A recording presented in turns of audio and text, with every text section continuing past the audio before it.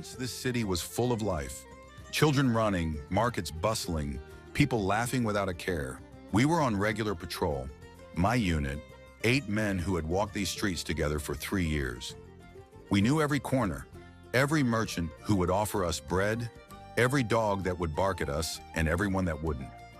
This city was not just where we served, it was where we lived. The laughter in the streets faded the day the bells began to toll. The king had died 4 days before. We knew, the city knew, and there was grief, real grief, because he was a good king, the kind that is harder to replace than most people understand until they try. But we were soldiers, the walls were strong, the grain stores were full, so we told each other it would be fine. I remember thinking that morning that the hardest part of the king's death would be the ceremony, the new appointments, the political negotiations, the kind of trouble that happens in great halls. Not on walls, I was not wrong. I was just missing the part about what was already moving toward us while we walked our patrol and told ourselves it would be fine. I saw the horse first, foam on its mouth, running harder than any animal should inside the city walls. Then I saw the rider, one of our own, armor cut open, blood across the saddle, and the way he was shouting, not like a man delivering news, like a man trying to outrun it. He didn't slow, didn't look left or right, just rode straight for the gate, screaming one word over and over. We ran to him. His name was Oren. He had been on outpost duty since dawn, the watchtower on the eastern road, 2 miles outside the walls, the eastern road that faced our ally, the kingdom that had stood beside us for 40 years. There was an arrow in his back. At first, I thought nothing of it. Arrows were not unusual on the road, but then I saw the feathers, blue and gold. Not the colors of the eastern road, not the colors of the enemy we had been watching for. These were the colors of the north, our allies. The kingdom that had stood beside us for 40 years. The kingdom whose envoys had stood in our great hall only 4 days before, weeping beside us as we buried our king. They had wept with us, and then they had warned our enemy. We got him down. He was still conscious. He grabbed my arm and he pulled me close and he told me what he had seen from the watchtower before the arrow found him. From the watchtower, Oren had seen them first, an army spreading across the fields, banners moving like a second horizon, not hundreds, thousands, and they were already marching toward us. Someone had given that signal. Someone who knew our king was dead before the body was cold. Someone who had stood beside us at the funeral and wept, and then, perhaps that same evening, sent a rider north. The order came almost immediately. Commander Varric didn't hesitate. Oren had barely touched the ground before Varric's voice cut through the street. Close the gates, man the walls, send riders to the southern garrison. 3 orders, clean, fast, exact. The kind of orders a good commander gives when the truth has not yet fully arrived. But the danger already has. He didn't know how large the army was.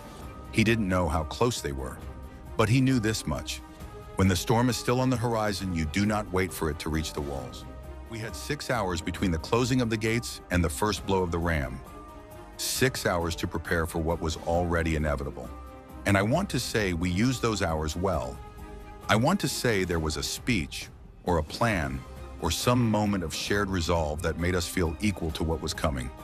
Mostly we checked our weapons. We tightened our armor. We looked at the men beside us and said very little, and understood that saying very little was the right thing. Night came, and with it, sound. At first just distant. Movement, the clinking of an army settling into position.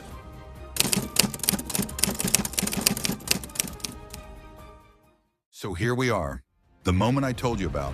The place where 12 hours collapse into a single night. Strange how time works like that.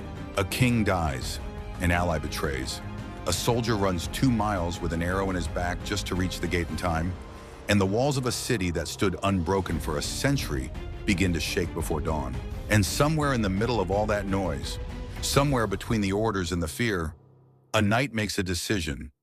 A knight of the realm, not a king, not a lord, just a man who had sworn an oath to stand between his people and whatever came for them. The kind of man who had spent his life on walls and roads, marching when called, standing where the line was thin.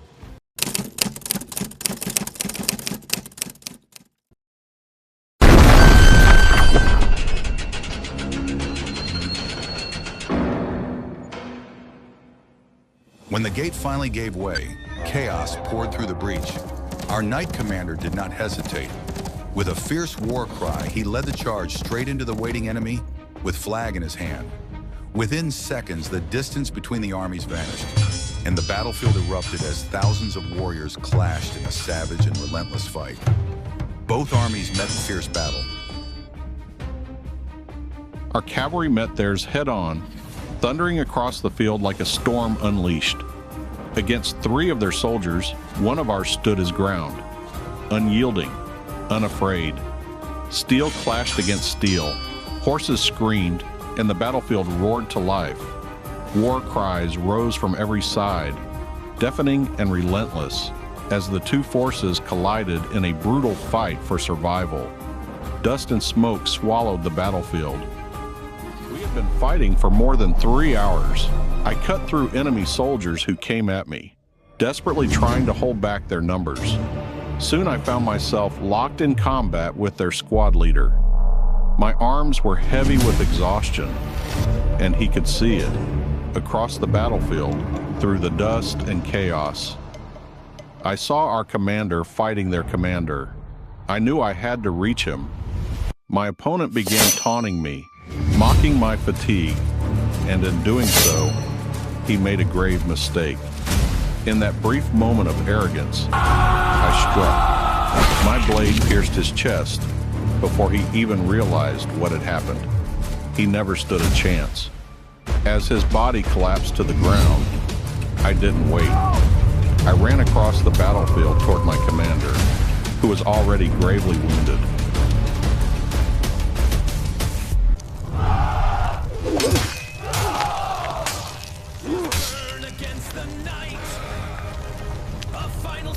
The place where he stops moving backward, the place where the line ends. He was still fighting, steel against steel, and for a moment it almost seemed like he might hold them. But battles are not always lost from the front. While his blade faced the men before him, an enemy commander stepped through the smoke behind him, and the sword found its mark. He grits his teeth but does not flinch. Slowly, subtly, his hand slides down his thigh armor. His fingers close around the hilt of a hidden throwing dagger. With the last burst of strength in his body, the knight lunges forward. His arm snaps outward. The blade slams through the enemy commander's helm. His eyes widen in disbelief, then collapses heavily onto the cobblestones. Dead. The surrounding soldiers recoil in shock. Fear ripples through the line. Some step back. Others run. Blood spreads across the stones beneath him. He looks down. His fallen longsword lies just beyond reach. With a trembling breath, he stretches his hand toward it. His fingertips brush the cold steel. His eyes close, peacefully. History will not record the names of the men who stood in that gap, the men who held the line while the world behind them slept. History will speak of the siege. It will speak of the kings. But it will not speak of the night when ordinary men decided that the walls would not fall while they still had breath in their lungs. Perhaps history will forget my name. Perhaps it will forget our marshal as well. But that is not what we fought for. We knew only one thing. We had done our duty, and we did it until our final breath.